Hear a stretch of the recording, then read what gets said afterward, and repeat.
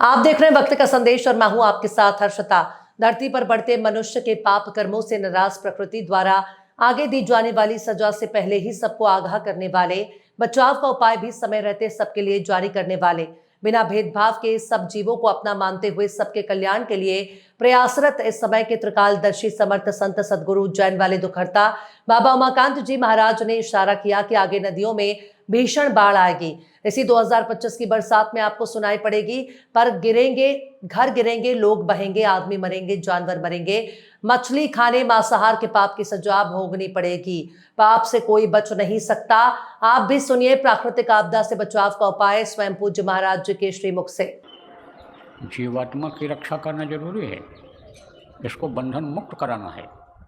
ये जो जड़ और चेतन की गांठ बनी हुई है, इसको खोल करके और इसकी रक्षा करनी है। रक्षा बंधन आपका तभी होगा। सब लोगों की बात बता रहा हूँ कि रक्षा तभी होगी, जीवात्मा की रक्षा तभी होगी।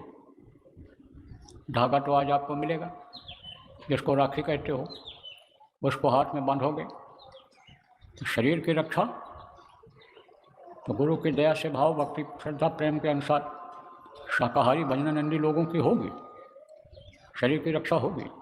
लेकिन आत्मा की रक्षा इससे नहीं होगी। ये जो राखी अभी बटेगी, ये जो धागा बटेगा अभी, इसको आप अपने हाथ में बांधोगे, अगले पूर्णिमा तक बांधे रहना रहेगा।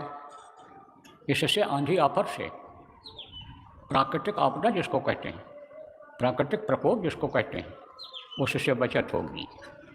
प्राकृतिक आपदा किसको कहते हैं भी बता दें, आप समझ जाओ गांव के लोग। जैसे बाढ़ आ गई, जो अभी बहुत आएगी, भूकंप आ गया, जैसे यानी समझो कि ऊपर से वज्रपात हो गया,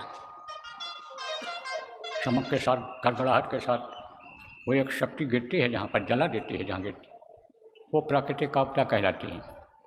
प्राकृतिक प्रकोप किसको कहते हैं? बीमारी हो गई, हटने का नाम नहीं ले रही है। आग लग गई जंगल में तो बुझने का नाम नहीं ले रही।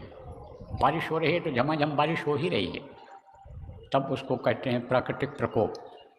प्राकृतिक प्रकोप और प्राकृतिक आपदा में बचत तो होगी इससे, किससे? इस धागा से। और जो लोग यहाँ आए हो प्रसाद खाओगे अपने हाथ से लेकर के, लेकिन आत्मा की रक्षा नहीं हो।